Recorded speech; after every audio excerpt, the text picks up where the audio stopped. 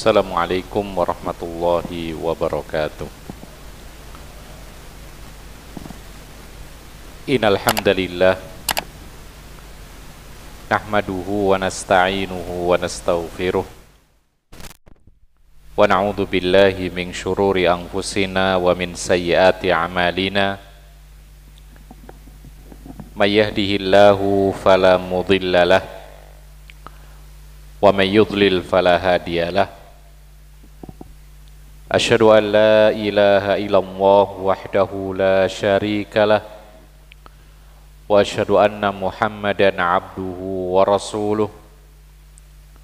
Allahumma salli wa sallim ala nabiyyina Muhammad wa ala alihi wa sahbihi wa man tabi'ahum bi ihsanin ila yaumiddin, amma ba'd. Ma'asyiral muslimin, para hadirin dan hadirat yang dimuliakan oleh Allah, kita masuk kepada penjelasan Ad-Dinul Islami dari kitab Nubdhatun fil Aqidatil Islamiyah yang ditulis oleh Fadilatul Syekh Muhammad ibn Shalih Al-Utsaimin. Beliau mengatakan, Wad-dinul islamiyyu aqidatun wa syari'atun fahuwa kamilun fi aqidatihi wa syara'ihi. Agama Islam, baik akidahnya atau syariatnya, kalau ada kalimat akidah dengan syariat, maka akidah ini permasalahan yang berkaitan dengan i'tiqad, keyakinan. Kemudian syariat itu berkaitan dengan amal perbuatan. Maka Islam itu sempurna, baik akidahnya maupun syariat-syariatnya. Jadi ma'asyiral muslimin rahimakumullah, inilah yang harus kita yakini bersama, bahwa Islam sudah sempurna, baik masalah akidahnya, keyakinannya, atau syariat-syariatnya, yaitu amal perbuatannya, ibadahnya, akhlakul karimah, muamalahnya, semua sudah sempurna. Kalau kita berbicara tentang akidah, maka akidah Islam adalah akidah yang sempurna. Kalau kita bicara tentang ibadah, maka Islam adalah ibadahnya sempurna. Allah Subhanahu wa taala berfirman dalam suatu ayat, Al-yauma akmaltu lakum dinakum wa atmamtu alaikum ni'mati wa raditu lakumul Islam madina. Ini dalil tentang kesempurnaan Islam. Kata Allah, pada hari ini aku telah sempurnakan buat kalian agamamu, dan aku sempurnakan nikmatku buatmu, serta aku ridhoi Islam agama bagimu. Oleh karena itu, siapa saja yang mengatakan bahwa Islam belum sempurna, butuh tambahan, maka dia telah mengingkari ayat yang kita bacakan tadi. Dan sempurnanya agama Islam tatkala Allah mengutus Nabi Muhammad untuk menyampaikan risalah agama Islam.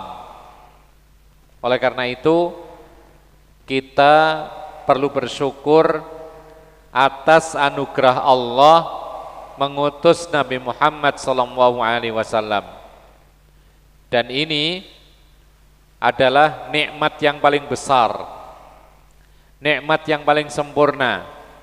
Karena jikalau tidak ada Nabi Muhammad yang diutus oleh Allah, maka manusia dalam keadaan tersesat dari jalan Allah Subhanahu wa taala. Sebagaimana difirmankan oleh Allah dalam surat Ali Imran ayat 164, Allah mengatakan, laqad mannallahu 'alal mu'minin idz ba'atsa fihim rasulan yatslu 'alaihim ayatihi wa yuzakkihim wa yu'allimuhumul kitaba wal hikmah wa in kanu min qablu lafi dhalalim mubin. Artinya, sungguh Allah telah menganugerahkan nikmat kepada orang-orang yang beriman. Apa itu nikmatnya? Ketika Allah mengutus seorang rasul kepada mereka yang membacakan ayat-ayatnya kepada mereka, menyucikan dosa-dosa mereka karena tahu tentang kemaksiatan dan dosa, dan dia mengajarkan kepada mereka Al-Quran dan Sunnah, padahal sebelumnya manusia berada dalam kesesatan yang nyata. Ini atau ayat ini sekaligus menunjukkan kepada kita, pertama, Islam telah sempurna. Yang kedua, anugerah terbesar, nikmat yang terbesar yang dianugerahkan kepada kita semua adalah adanya Nabi Muhammad SAW, yang mana Nabi membacakan ayat-ayat Allah, membuat kita bersuci dari dosa, kemudian mengajarkan kita Al-Quran dan Sunnah, padahal dahulu manusia dalam keadaan tersesat dengan kesesatan yang nyata. Para hadirin dan hadirat yang dimuliakan oleh Allah Subhanahu wa ta'ala, di antara bentuk kesesatan orang-orang jahiliyah dahulu, mereka memiliki keyakinan-keyakinan yang tidak berdasar. Mereka meyakini benda-benda tertentu memiliki kekuatan gaib. Mereka meyakini adanya roh-roh dari benda-benda mati yang jahat. Itu keyakinan mereka dulu. Lalu ketika Nabi datang, maka dihapus semuanya. Dan keyakinan ini tidak hanya di bangsa Arab, di negeri kita pun juga demikian. Ada istilah dahulu itu, sebelum Islam masuk, ada keyakinan animisme dan dinamisme. Ini berkaitan dengan keyakinan benda-benda tertentu memiliki kekuatan gaib. Atau kalau tidak benda-benda tertentu, maka roh-roh yang bisa mencelakakan manusia. Sehingga manusia dahulu itu perlu membuat yang namanya pengorbanan-pengorbanan, sesaji-sesaji, dan seterusnya. Untuk apa? Untuk mengharap keselamatan, bukan dari Allah, tetapi dari makhluk-makhluk gaib yang ditakutkan. Sebagaimana dahulu, pada zaman jahiliyah itu, orang-orang jahiliyah meyakini adanya benda-benda tertentu yang mendatangkan mara bahaya. Mereka melihat hewan-hewan tertentu akan membawa sial, bahkan terus berkembang saat itu, sampai mereka meyakini ada waktu-waktu tertentu yang mendatangkan mara bahaya. Salah satu di antaranya adalah mereka meyakini bulan Syawal, kemudian bulan satu lagi Safar, ini 2 bulan ini itu dianggap bulan yang membawa malapetaka. Kalau di kita bulan Syuro, sama saja.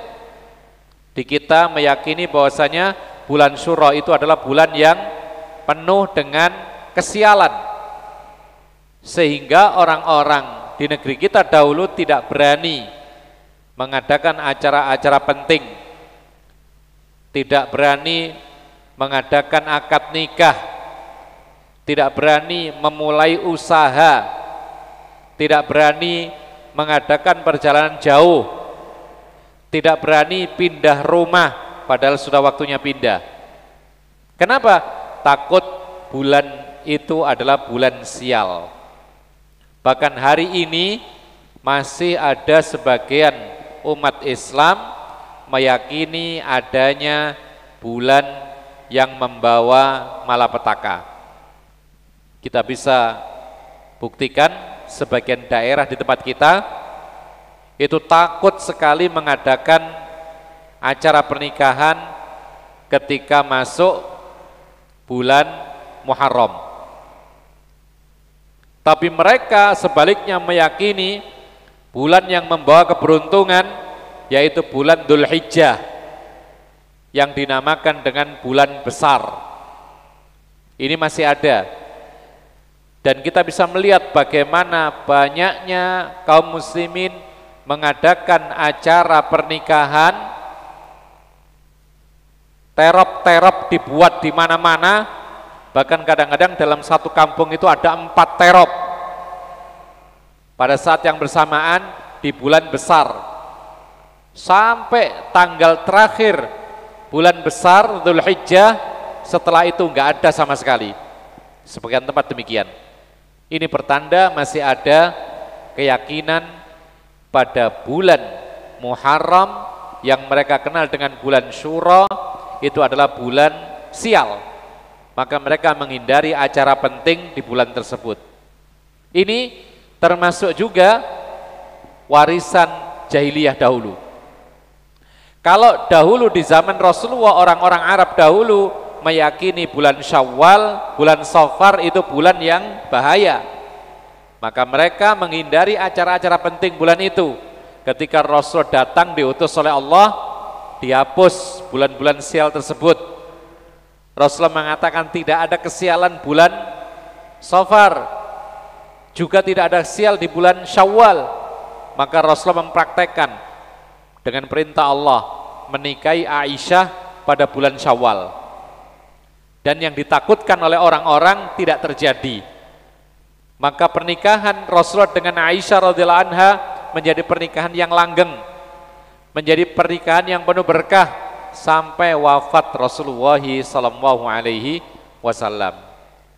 Kaum muslimin dan muslimat yang dimuliakan oleh Allah Subhanahu wa taala, demikian pula yang pertama bukti kesempurnaan Islam adalah yang pertama ya'muru bitauhidillahi ta'ala wa yanha 'anis syirki.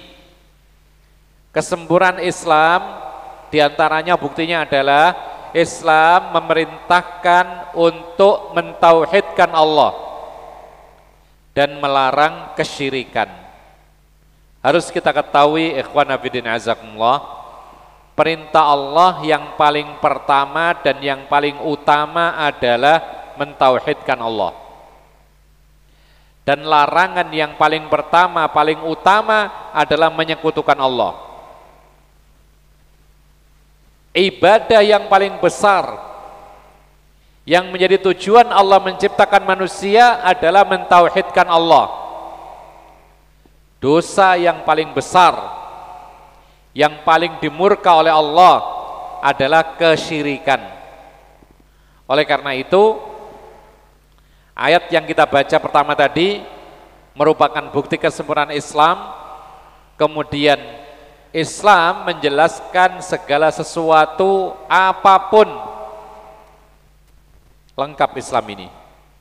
Kalau kita mau melihat kepada agama-agama yang lain, coba tanyakan kepada mereka, ada enggak adab buang hajat di agama selain Islam? Tidak ada.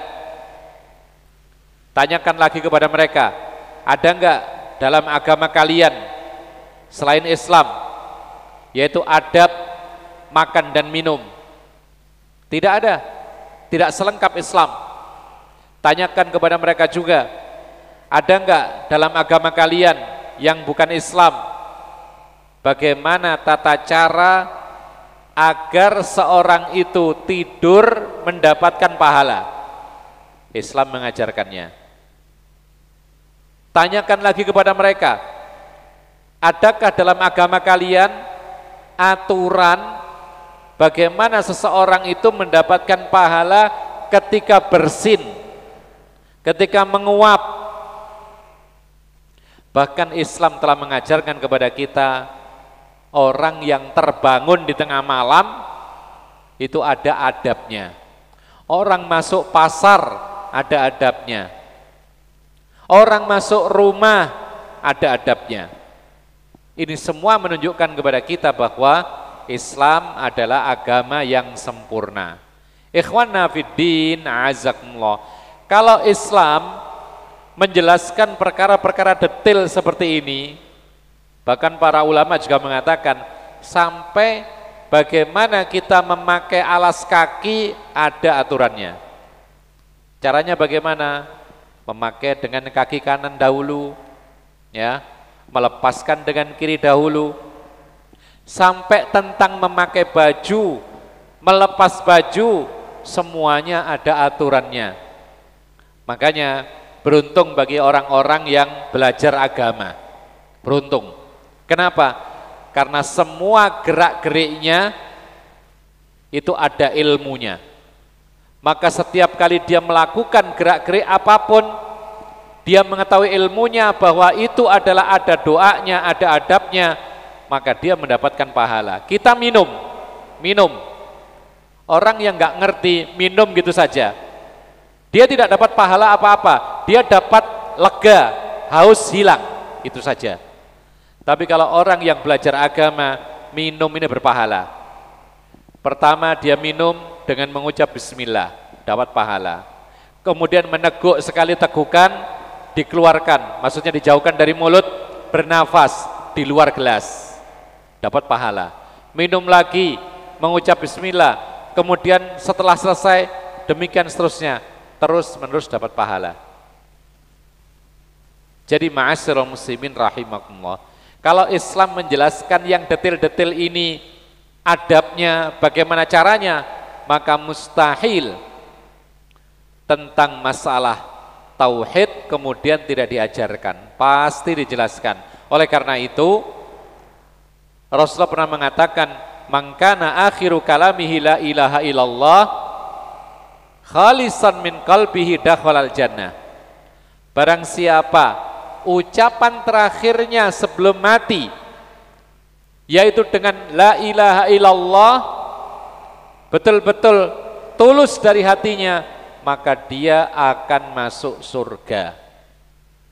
Oleh karena itu ikhwana fiddin azakumullah, ini menunjukkan kepada kita betapa besar makna tauhid.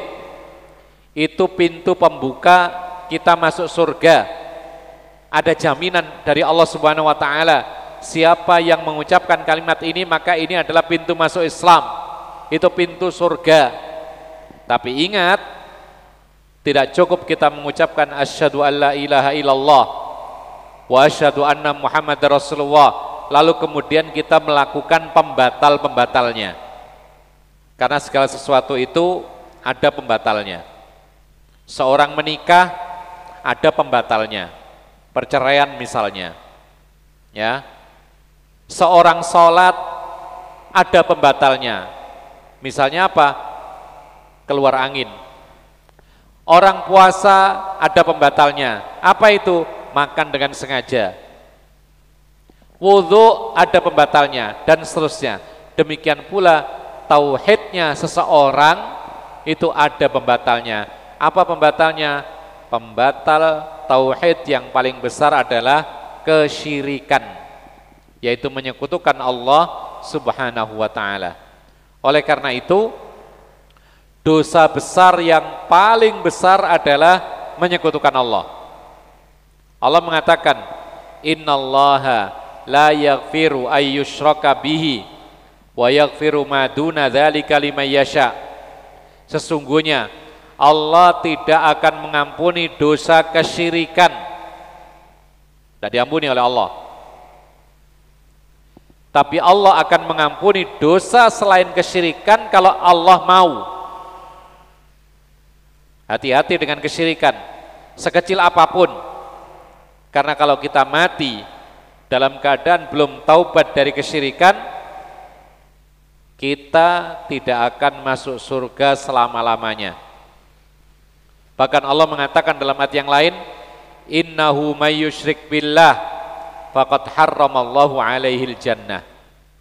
Sesungguhnya siapa yang menyekutukan Allah, maka Allah haramkan dia masuk ke dalam surga. Oleh karena itu, kita harus betul-betul ikhlas karena Allah dalam semua ibadah kita. Jangan sampai ada keinginan-keinginan dunia. Jangan sampai pengen dipuji orang. Jangan sampai pengen dilihat orang ketika beribadah. Atau jangan sampai berharap dunia yang lain. Karena itu akan membatalkan ibadah kita, tauhid kita hancur, lalu kemudian kita berarti menyekutukan Allah Subhanahu wa ta'ala. Dan termasuk salah satu bentuk kesyirikan adalah ketika orang itu pasrah tentang nasibnya kepada selain Allah, menggantungkan keberuntungan dan mara bahaya kepada selain Allah, kepada jimat. Ya, Rasulullah mengatakan, man ta'allaqa tamimatan faqad asyrak. Siapa yang memakai jimat, maka dia telah menyekutukan Allah. Hati-hati, kalau ada jimat di badan kita, biasanya kita meyakini dengan jimat ini maka lebih semangat, lebih selamat, dilindungi, jauh dari mara bahaya. Inilah hakikat kesyirikan. Karena hakikatnya yang memberikan keselamatan Allah, bukan jimat. Yang memberi mara bahaya Allah, bukan lupa jimat. Oleh karena itu ikhwana fiddin, a'azzakumullah, maka kalau kita masih memakai jimat, berarti kita telah menyekutukan Allah dalam hal tawakal.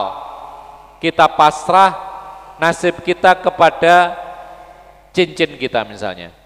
Kita merasa ketika memakai cincin sesuatu tertentu kita akan selamat, jauh dari mara bahaya. Inilah betul-betul kesyirikan. Kenapa demikian? Dia meyakini bahwasanya bukan Allah yang melindungi dia, tapi cincinnya, jimatnya, dan lain sebagainya. Ikhwana fiddin, azakumullah. Maka itulah hakikat Islam, memerintahkan tauhid dan mencegah kesyirikan. Lalu yang kedua, ya'muru bisidqi wa yanha 'anil kadzib. Islam itu memerintahkan jujur dan melarang bohong. Kalau tadi pertama adalah tauhid, lawannya syirik. Sekarang jujur, lawannya dusta. Jujur itu adalah kewajiban, sebagaimana bertauhid itu adalah kewajiban. Dusta adalah dosa besar, sebagaimana kesyirikan juga termasuk dosa besar. Ya, ikhwana fiddin, azakumullah. Lalu apa yang dimaksud dengan berdusta, yang merupakan salah satu dosa besar? Sebagian orang menganggap remeh. Bohong itu dianggap remeh sehingga dianggap dosa kecil. Ini keliru. Bohong itu dosa besar. Rasulullah pernah mengatakan, ala unabbiukum bi akbaril kabair. Kata Rasulullah, maukah kamu aku kasih tahu dosa apakah yang paling besar? Qalu bala ya Rasulullah. Maka kaum muslimin mengatakan, tentu wahai Rasulullah. Maka Rasulullah mengatakan, yang pertama al-isyraku billah. Yang pertama adalah menyekutukan Allah. Ini jelas. Ini urutan yang paling tinggi. Dosa besar yang paling besar adalah menyekutukan Allah. Ya. Memalingkan ibadahnya kepada selain Allah. Ini kesyirikan. Nah, kemudian yang kedua Rasulullah mengatakan wa uququl walidain. Dosa besar yang kedua adalah durhaka kepada kedua orang tua. Durhaka kepada orang tua.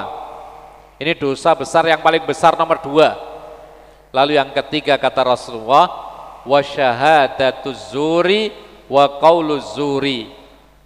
Lalu yang ketiga, dosa besar yang paling besar setelah kesyirikan, durhaka kepada orang tua. Yang ketiga adalah bersaksi palsu dan berkata dusta. Masuk jajaran terbesar. Bersaksi palsu, berkata bohong. Jadi keliru kalau orang menganggap bohong itu dosa kecil. Ternyata Rasulullah mengatakan dosa paling besar nomor 3 atau nomor 4 adalah berkata bohong. Lalu apa berdusta itu? Dikatakan oleh para ulama, wal kadhibu al-ikhbaru bima yukhaliful waqi'i qasdan. Yang namanya bohong itu adalah menyampaikan sesuatu tapi tidak sesuai dengan kenyataan secara sengaja. Ini bohong. Menyampaikan sesuatu tidak sesuai dengan kenyataan dengan sengaja. Berarti kalau enggak sengaja tidak termasuk. Kadang-kadang keliru. Menyampaikan sesuatu tidak sesuai kenyataan itu adalah dusta atau bohong, dan itu termasuk dosa yang paling besar. Dilarang dalam Islam. Ma'asyiral muslimin rahimakumullah, dalam semua urusan kalau bohong itu dosa besar, apalagi kalau dalam urusan agama lebih besar lagi. Rasulullah bahkan mengancam, man kadzaba alayya muta'ammidan falyatabawwa maq'adahu minan nar. Siapa yang berdusta atas namaku, mengatakan ini perkataan Nabi padahal bukan, maka silakan menyiapkan dirinya menempati tempatnya di neraka. Jadi ada ancaman khusus kalau urusan agama. Makanya tidak boleh kita main-main dengan agama. Tidak boleh kita cerita-cerita tentang masalah agama tapi bohong. Ya, apalagi bercanda tentang agama tapi nggak ada hakikatnya. Ini bohong. Maka ini termasuk dosa yang paling besar. Oleh karena itu disebutkan juga oleh para ulama, termasuk kebohongan adalah menyampaikan sesuatu, semua hal yang didengar disampaikan semuanya. Ini bukan malah jujur, bukan jujur malahan, itu malah bohong. Rasulullah mengatakan, kafa bil mar'i kadziban an yaqula bikulli ma sami'a. Cukup dikatakan seorang itu berdusta apabila dia mengatakan semua yang ia dengar. Ya, kita ngobrol sama teman kita, kemudian kita dapatkan informasi 100%, lalu kita sampaikan semua 100% kepada manusia. Ini tidak boleh. Itu termasuk bohong. Kenapa demikian? Karena sebagian informasi itu mungkin rahasia. Karena sebagian informasi itu mungkin tidak valid. Karena sebagian informasi itu mungkin tidak maslahat untuk disampaikan. Karena sebagian informasi itu mungkin dia curhat kepada kita yang tidak layak untuk disampaikan kepada umum. Maka tidak boleh kita menyampaikan semua hal yang kita dengar, karena itu termasuk bagian daripada dusta. Oleh karena itu kaum muslimin dan muslimat yang dimuliakan oleh Allah Subhanahu wa taala, seseorang itu kalau meremehkan dusta, menganggap remeh bohong, maka dia akan semakin terpancing untuk berbohong lagi. Kalau seperti itu adanya, maka dia tidak hanya dikatakan sebagai orang yang berdusta, tetapi pendusta. Dalam bahasa Arab ada kadzib, ada kadzab. Kalau kadzib itu orang yang berdusta. Tapi kalau dikatakan kadzab itu adalah orang yang suka berdusta. Dan Rasulullah mengatakan wala yazalur rajulu yakdzibu hatta yuktaba indallahi kadzaban. Kalau seseorang itu tidak mau berhenti berbohong, maka akhirnya ditulis di sisi Allah sebagai tukang dusta. Oleh karena itu para ulama mengatakan, kalau kita pernah berbohong, jalan satu-satunya terbaik taubat, tidak usah mengulang lagi. Karena kalau kita tidak taubat, kita akan berusaha berbohong yang kedua untuk menutupi bohong yang pertama, bohong yang ketiga menutupi bohong yang kedua, terus gak ada berhenti. Kita bisa ambil contoh, Ada seseorang misalnya telah membunuh orang lain, ya.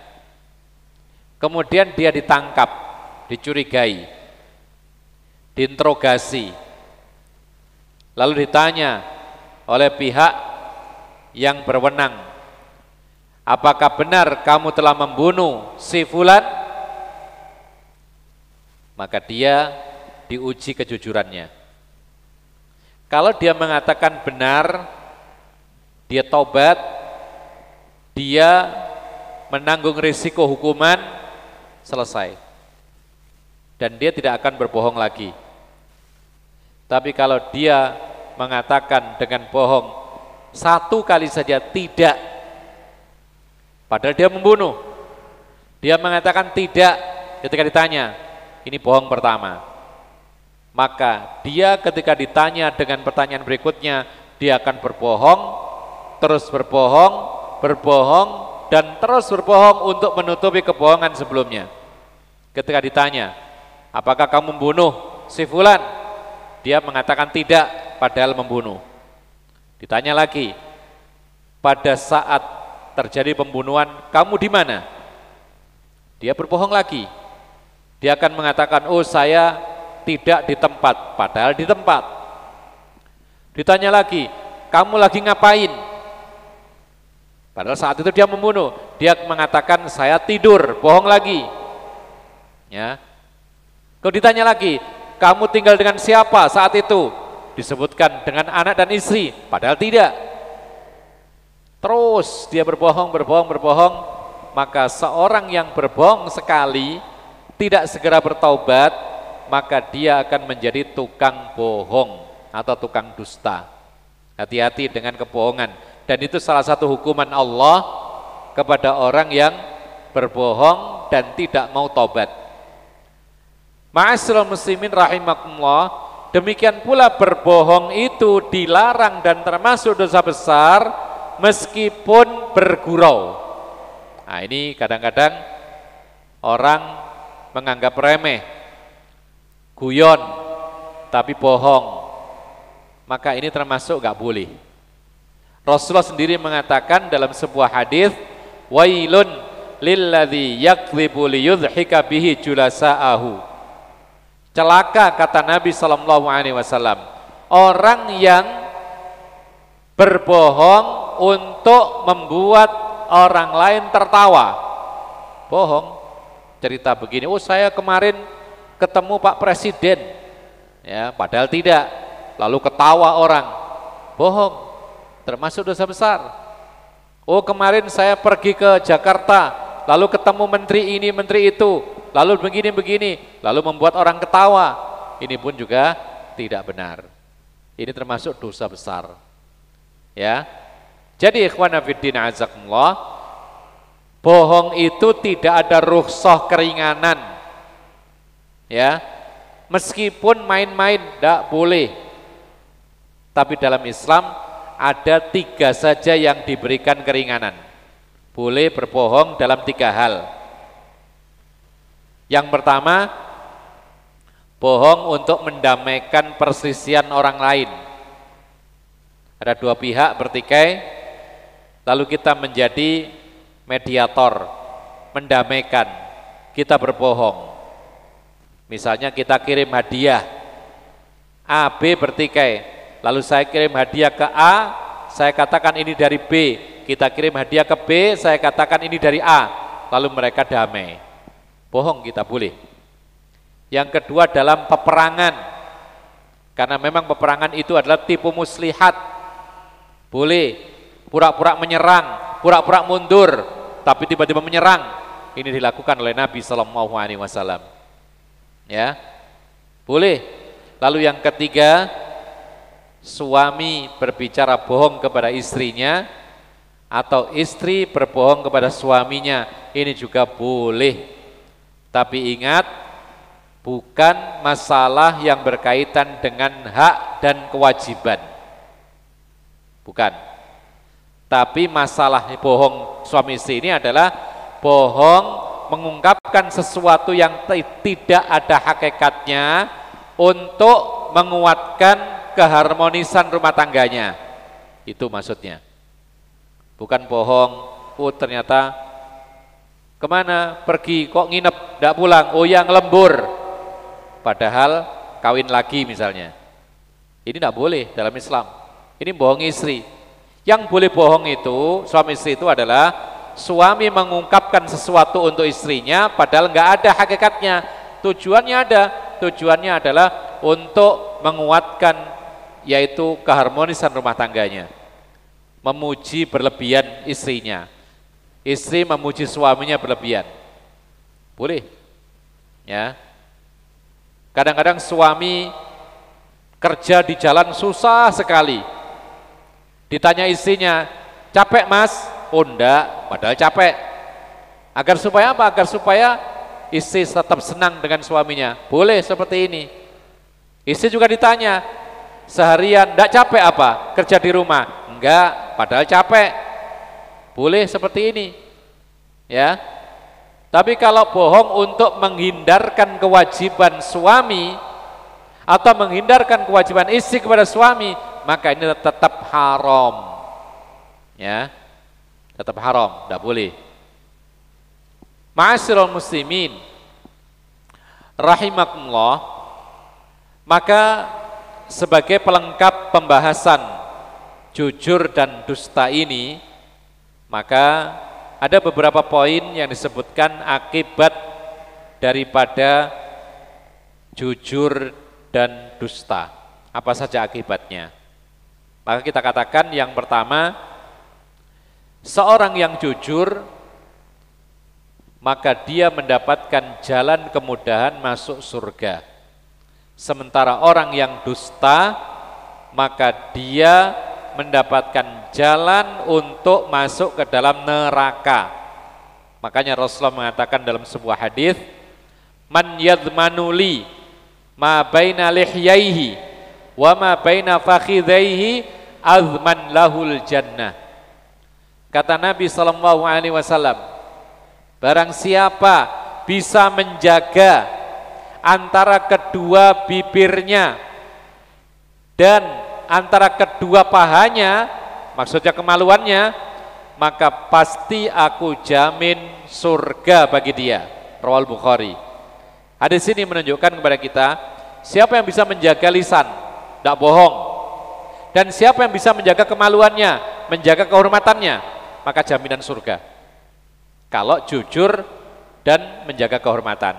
Sebaliknya, siapa yang tidak bisa menjaga lisannya, pendusta, dan tidak bisa menjaga kehormatannya, maka dia akan dimasukkan ke dalam neraka. Oleh karena itu Rasulullah mengatakan, "Iyyakum wal kadzib fa innahu yahdi ilal fujur wa innal fujura yahdi ilan nar."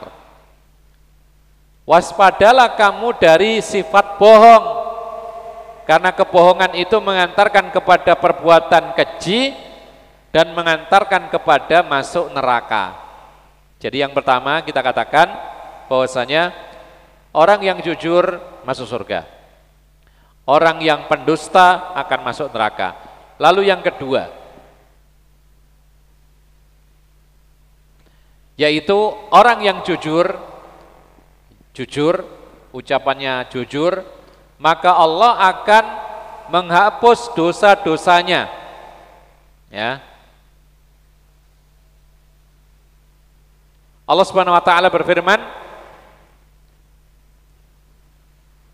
"Ya ayyuhalladzina amanu taqullaha wa qulu." Nah.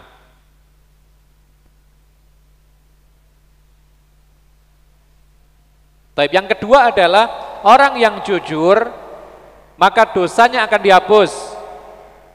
Yaghfir lakum dzunubakum. Allah akan menghapus dosa-dosamu, orang-orang yang jujur dalam Al-Qur'an. Ya.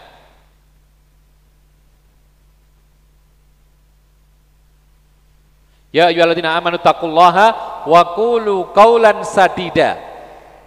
Wahai orang-orang yang beriman, bertakwalah kepada Allah dan berkata-katalah dengan perkataan yang jujur. Lalu Allah mengatakan, yaghfir lakum dzunubakum. Allah akan mengampuni dosa-dosamu. Sementara orang yang bohong, maka justru amalannya gugur. Hilang pahalanya gara-gara dia berdusta. Sebagaimana Rasulullah mengatakan, ini tentang puasa, Nabi mengatakan, man lam yada' qaulaz zuri wal amala bihi falaisa lillahi hajatun fi ju'ihi wa atashih. Rawahul Bukhari. Kata Nabi sallallahu alaihi wasallam, barang siapa tidak mau meninggalkan ucapan bohong dan tidak mau melakukan perbuatan atas dasar kebohongan, maka Allah tidak butuh dia berlapar-lapar dan haus ketika puasa. Allah tidak akan kasih sesuatu, tidak beri pahala oleh Allah Subhanahu wa taala. Itu karena bohong. Jadi orang puasa itu kan mestinya dapat pahala. Ya. Puasanya sah dan dapat pahala. Tapi kalau dia rajin berbohong, maka puasanya sekedar sah, tapi dia tidak mendapatkan pahala. Sia-sia dia berlapar-lapar, berhaus-haus, dia tidak mendapatkan pahala puasa. Padahal pahala puasa itu besar. Pahala puasa itu, kata Nabi SAW, puasa itu pahalanya berbeda dengan amalan yang lain. Kalau amalan yang lain, satu kebaikan diberikan ganjaran 10 kali lipat. Tapi kalau puasa, kata Nabi, ila saum fa innahu li wa ana azibih. Allah mengatakan kecuali puasa, maka puasa itu khusus untuk aku dan aku sendiri yang akan memberikan ganjaran yang melimpah tanpa hitungan. Berapa kali lipatnya terserah Allah. Tapi ketika seorang itu puasa sambil berdusta, kadang-kadang berbohong dan semisalnya, gugur pahala puasanya. Itu adalah yang kedua. Sementara kejujuran itu akan, yaitu apa? Yaitu menghapus dosa-dosanya. Kalau bohong itu menghapus amalan dan pahalanya. Yang berikutnya, yaitu akibat daripada jujur dan dusta. Jujur, ya, itu menjadi tanda keimanan. Orang yang jujur itu tandanya orang itu beriman. Sebaliknya, orang yang tidak jujur itu tanda apa? Tanda kemunafikan. Jadi kalau orang itu jujur, ya, berarti dia ini adalah orang yang beriman. Tapi kalau orang itu bohong, apalagi pembohong, maka itu akan menjadi ciri bahwasanya dia ini ada benih kemunafikan kalau dia suka bohong. Makanya Rasulullah SAW pernah mengatakan ayatul munafiki thalathun wa dzakara minha idza haddatsa kadzaba. Tanda orang munafik itu 3. Lalu Rasulullah menyebutkan diantaranya adalah apabila ia berbicara maka dia berdusta. Itu adalah tanda munafik. Tanda yang lain adalah ketika dia bertikai curang, ketika diamanai khianat. Ini tanda munafik. Ya. Tapi kalau orang jujur diberi amanah, dia tunaikan dengan sebaik-baiknya. Dititipi barang, ketika diambil utuh. Kalau orang yang khianat, dititipi sesuatu, dibuka, dilihat-lihat. Ya, bahkan para ulama mengatakan, kalau kita dititipi orang sesuatu yang ada bungkusnya, jangan sekali-kali dibuka. Kalau kita buka, berarti kita pengen tahu. Lah, keinginan kita untuk mengetahui isi daripada titipan, ini termasuk tidak amanah atau khianat. Kalau sudah kita buka, oh ternyata isinya uang, kita tutup lagi, kita simpan. Lalu ternyata dicuri orang. Kira-kira ganti nggak kita ini? Jawabannya kita harus ganti, karena kita tidak amanah. Tapi beda kalau orang itu titip kepada kita, nih dompet, tertutup. Titip kepada kita, lalu kita simpan di tempat yang baik. Ternyata dicuri orang. maka kita tidak ganti. Kenapa? Karena kita tidak khianat. Beda dengan orang yang sempat membuka dompet tadi, dilihat saja meskipun tidak diambil, ternyata dicuri orang, maka dia harus mengganti karena ada sifat tidak amanahnya. Mana itu? Dia sempat membuka dompet tadi. Sampai seperti itu. Nah, ikhwanna fiddin azakumullah, berbeda dengan orang yang jujur. Allah mengatakan, ya ayyuhalladzina amanu taqullaha wa kunu ma'as shadiqin. Wahai orang-orang yang beriman, bertakwalah kepada Allah dan jadilah kamu sama dengan orang-orang yang jujur, dalam surat At-Taubah ayat 119. Jadi ikhwan fiddin azakumullah, ini yang menunjukkan kepada kita bahwasanya jujur maka dia akan yaitu menjadi tanda bahwa dia orang yang beriman, sementara bohong atau suka dusta itu menjadi tanda bahwa dia adalah orang munafik. Kemudian ikhwan fiddin azakumullah, yang berikutnya akibat daripada jujur dan dusta, maka orang yang jujur akan tenang hidupnya. Orang jujur itu tenang karena dia tidak bohong, tidak ada yang disembunyikan, ya. Tapi kalau orang itu tukang bohong, maka selalu hidupnya tidak tenang, ketakutan dan lain sebagainya. Ada seorang memakai narkoba, ya, barang haram, obat terlarang. Ini sudah haram, ini dosa. Lalu ketika ditanya, kamu ngapain? Tidak ngapa-ngapain. Maka saat itu dia berbohong, dia tidak akan tenang. Ketika dia pergi, tiba-tiba ingat, oh jangan-jangan di kamar saya belum diberesin obat terlarangnya. Oh jangan-jangan nanti ada razia, tes urin, ketahuan, selalu tidak nyaman. Itulah orang yang tidak jujur, itu selalu gelisah, tidak tenang, takut dan lain sebagainya. Sama dengan orang yang melakukan tindakan kriminal, ya, itu melihat pintu gerbang terbuka saja sudah takut, jangan-jangan polisi akan nangkap saya. Bahkan pintu kena angin, ya, jeplak gitu, brak gitu, sudah bingung, jangan-jangan ini penyergapan, kan gitu, ya. Pernah ada seorang yang taubat dari korupsi, ini pejabat, dulu pejabat, korupsi dia ini, korupsinya lumayan besar. Dia menceritakan bahwasanya selama menjadi pejabat dan dia aktif korupsinya, hidupnya tidak pernah tenang. Ya, dia memang rumahnya bagus, ada kamar pribadi, tempat kerja di rumah. Tapi ketika setiap kali di kamar ada yang ngetuk pintu, langsung ketakutan. Ternyata anaknya sendiri mau ketemu orang tuanya saja, takut.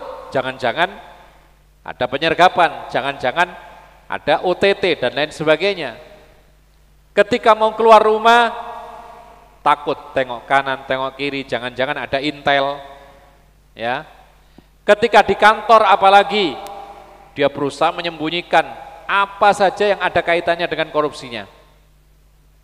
Bahkan ketika dia tamasya ke tempat-tempat rekreasi, dia tidak akan menikmati, yaitu liburannya. Dia malah merasa takut, jangan-jangan tiba-tiba ditangkap. Ini diantara bukti bahwasanya kebohongan itu membuat orang selalu tidak tenang, ketakutan. Tapi kalau orang itu jujur, maka hidupnya akan tenang, gak ada yang disembunyikan, apalagi gitu loh, apa adanya. Seperti ini maka dia akan tenang. Baik, salah satu akibat jujur dan dusta, maka jujur membuat orang merasa percaya, sehingga dia dimanapun keberadaannya dibutuhkan orang lain. Berbeda dengan orang yang bohong, pembohong, suka dusta, maka orang tidak akan percaya dia dimanapun berada. Orang tidak ingin berinteraksi dengan dia. Oleh karena itu ini modal kejujuran, ini modal seorang mukmin dalam hidup di dunia sebelum di akhirat kelak. Kita saja, kita ya, kalau kita itu ingin mencari pekerja, tidak usah jauh-jauh untuk bekerja di rumah kita misalnya. Ngapain? Merenovasi rumah kita. Kita akan cari pekerja yang jujur, betul kan? Kita tidak akan asal-asalan mengambil pekerja yang pendusta, yang tidak jujur. Apalagi kita ini sibuk, sering kita tinggalkan rumah kita. Kalau kita mengambil pekerja yang tidak jujur, habis barang di rumah kita. Ya. Tapi ketika kita ini mencari pekerja yang jujur, kita tenang, kita percaya dia. Ada seorang, di tempat kami ada seorang pekerja serabutan. Pekerja serabutan. Dia tidak punya keahlian yang spesifik dalam hal tertentu, tapi dia itu siap mengerjakan apa saja. Ngecat, ya ngecat, tapi sebisa-bisanya. Bersih-bersih ya dia lakukan. Betulkan genteng pecah ya dilakukan, nambal-nambal yang bolong-bolong di pagar-pagar atau di tembok-tembok rumah dia lakukan, ya. Apalagi kemudian, pokoknya pekerjaan-pekerjaan rumah, tapi hasilnya tidak memuaskan, biasa. Tapi subhanallah, orang kalau manggil dia itu ngantri sampai berbulan-bulan. Dia sudah ada listnya, bapak ini ngecat, bapak itu bersih-bersih, bapak yang sana lagi betulkan genteng, betulkan ini macam-macam. Kenapa demikian? Ternyata orang ini terkenal dengan orang yang jujur, padahal dia skillnya apa adanya. Tapi karena kejujurannya, dia dibutuhkan oleh orang banyak, dan orang semua mengatakan, saya yang pakai orang ini, saya kalau manggil si fulan ini, saya tenang dan saya bisa bekerja. Saya tinggalkan orang itu, saya kasih kunci pekerja tersebut. Dan rata-rata orang yang manggil dia itu begitu semua. Orang-orang sibuk, meninggalkan rumah, dibiarkan, nih kunci, betulkan, bereskan di rumah. Coba lihat. Ketika dia jujur, maka meskipun skill tidak terlalu banyak, tidak terlalu bagus, maka dia tetap dibutuhkan oleh orang lain. Sampai hari ini dia sibuk, bergantian bekerja di sana, terus begitu, bergilir, sehingga kami pun pernah ingin memanggil dia, tidak dapat jadwal, ya, tidak dapat, karena sudah padat, janji sana, janji sini dan seterusnya. Ikhwan fiddin, a'azzakumullah. Lalu yang berikutnya, yaitu beliau mengatakan, wa ya'muru bil adli wa yanha 'anil jaur. Islam memerintahkan berlaku adil dan melarang yaitu kezaliman. Islam ini agama menganjurkan keadilan. Tapi kadang-kadang adil itu disalahpahami. Apa itu adil? Wal adlu huwal musawatu bainal mutamathilati wat tafriqu bainal mukhtalifat. Yang namanya adil itu adalah menyamakan yang sama, membedakan yang beda. Ini benar. Walaisal adlul musawatul mutlaqah. Adil itu tidak menyamakan segala sesuatu. Kama yantiqu bihi ba'dun nasi hina yaqul dinul islami dinul musawat. Tidak seperti yang dikatakan sebagian orang yang mengatakan Islam adalah agama persamaan semuanya. Wa yutliqu, dan dia menganggap semuanya harus sama. Fa innal musawat bainal mukhtalifati jaurun la ya'ti bil Islam wala yuhmadu fa'iluhu. Karena sesungguhnya menyamakan hal-hal yang tidak sama malah itu zalim. Tidak mungkin Islam mengajarkan demikian, dan orang yang melakukan demikian menyamakan sesuatu yang tidak sama, ini akan berlaku zalim. Jadi Islam itu agama adil, tapi adil bagaimana? Menyamakan yang sama, membedakan yang beda. Gambarannya begini, seorang punya anak, orang punya anak, yang satu masih SD, yang satu sudah kuliah, ya, dan dua-duanya butuh uang saku. Pertanyaannya, kita kasih anak SD berapa sakunya? Berapa biasanya? 5.000, paling 10.000 kan gitu. Yang kuliah, 50, lebih dikit, kurang dikit, itulah adil.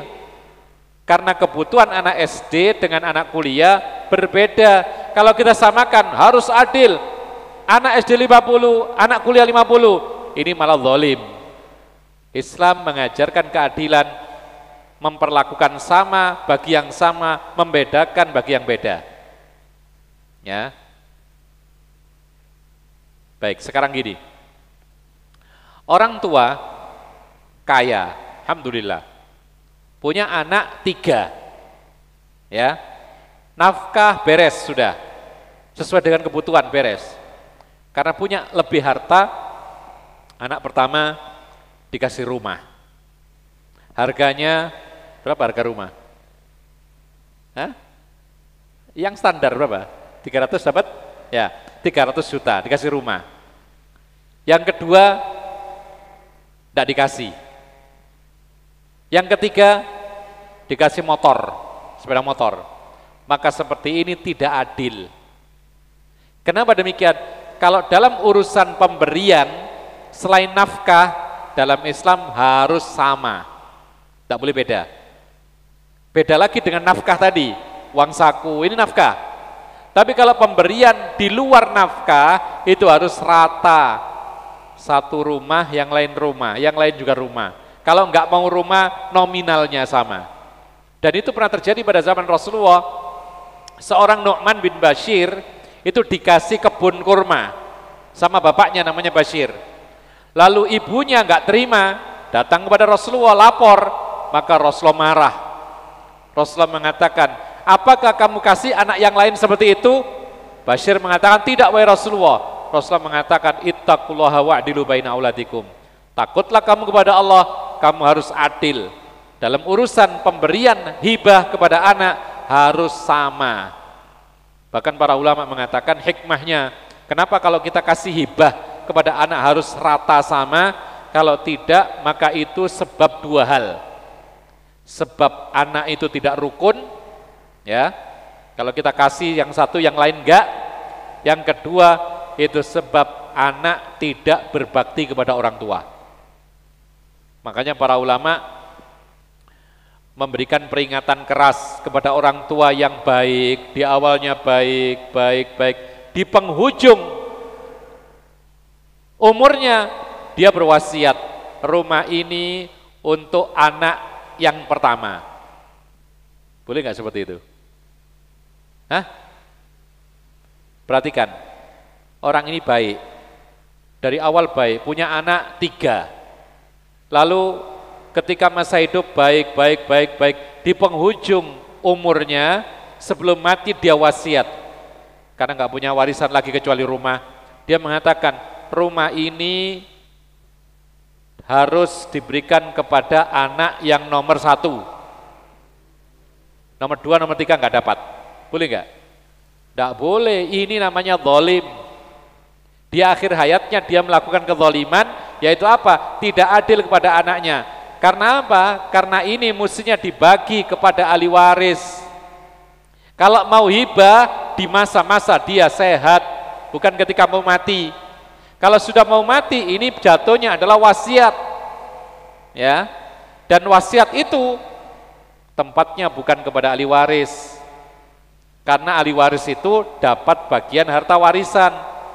Dan dalam Islam membagi warisan yang adil, anak laki-laki 2, perempuan 1 bagiannya. Itulah adil. Makanya benar kata beliau di sini, adil dalam Islam itu adalah menyamakan yang sama, membedakan yang beda. Bukan menyamakan segala sesuatu seperti orang-orang zaman sekarang mengatakan Islam adalah menyamaratakan antara laki dengan perempuan dalam semua hal. Benar gak ini? Tidak benar. Kalau disamakan berarti apa? Perempuan juga harus Jumatan, ya kan? Perempuan juga bisa mencerai suaminya. Perempuan mendapatkan harta warisan sama dengan laki, kan begitu akhirnya. Akhirnya merusak agama Islam. Ya.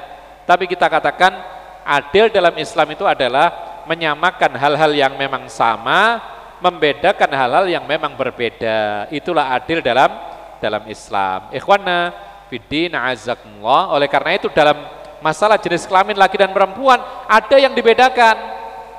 Sholat 5 waktu, laki-laki yang ke masjid, perempuan di rumah. Sholat Jumat, laki-laki ke masjid. Ya, mencari nafkah itu adalah tugasnya laki-laki. Apa lagi? Laki-laki. Hah? Berdakwah itu tugasnya laki-laki. Hah? Menjadi wali nikah adalah laki-laki. Terus begitu ada ketentuannya. Jadi bukan berarti Islam ini agama yang adil berarti menyamakan semua hal. Tidak. Yang memang sama disamakan, yang memang beda dibedakan. Perempuan ada masa-masa tidak sholat, beda dengan laki-laki, ya begitulah diperlakukan. Ketika masa haid dan seterusnya. Ya, buktinya Allah membedakan fisik laki dengan perempuan. Mana yang lebih kuat? Umumnya laki-laki. Karena apa? Karena Allah menyiapkan pekerjaan-pekerjaan fisik itu pada laki-laki. Allah menciptakan perempuan fisiknya tidak sekuat laki-laki. Kenapa? Karena Allah menciptakan wanita itu pekerjaannya hal-hal yang berkaitan dengan psikis. Perasaannya bagus, kasih sayangnya luar biasa. Karena nanti dia menggendong anaknya, menyusui. Coba kalau laki-laki menggendong anak, kuat berapa menit? Hah? Antum bapak-bapak di sini, berapa menit kuat menggendong anak? Nggak lama kan? Nggak lama. Karena bukan pekerjaan laki itu asalnya, gitu loh. Bantu iya, tapi asalnya itu bukan pekerjaan laki-laki. Perempuan kalau harus nyari nafkah seperti laki-laki nggak kuat. Tapi kalau masalah urusan anak, rumah tangga, ya, dan lain sebagainya yang mengedepankan kasih sayang dan perasaan itu perempuan. Makanya sering terjadi ya di jalan raya itu perempuan pakai motor sen kiri belok kanan. Tahu alasannya kenapa itu?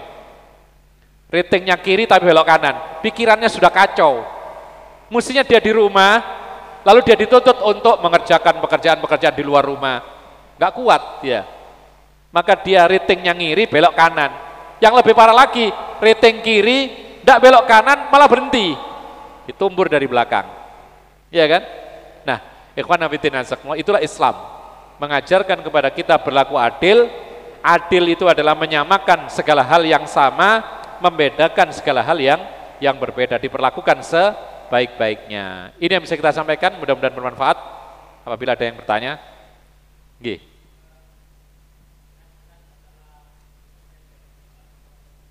Pembagian hibah kepada anak.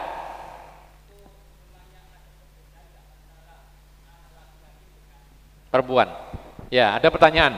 Tadi disampaikan hibah kepada anak itu boleh, asalkan rata, ya kan? Yang kita bahas tadi anak-anak umum. Lalu bagaimana dengan laki dengan perempuan, apakah dibedakan? Jawabannya memang ada perbedaan pendapat, tetapi pendapat yang kuat harus rata, sama. Kenapa demikian? Karena ini bukan warisan, tapi ini hibah.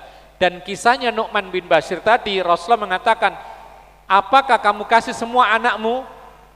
Dijawab tidak, maka kembalikan semua. Dan anaknya Bashir ini ada yang perempuan, tapi Rasul menuntut harus rata.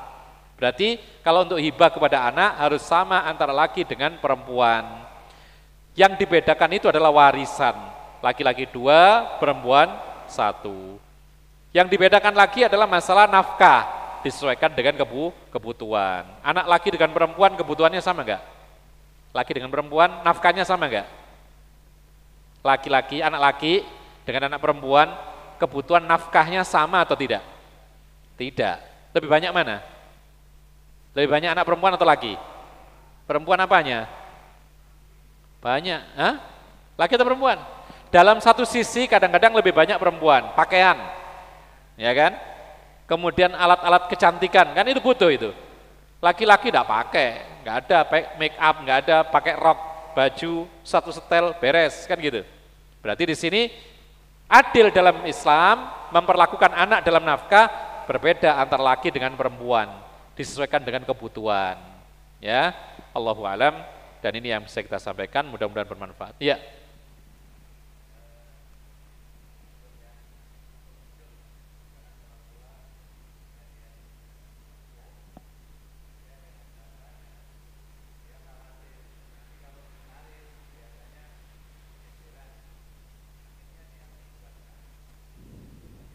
Ya, menghibahkan agar supaya tidak jatuh warisan 2:1, gitu ya. Gegerannya kenapa? Alasannya, sebabnya?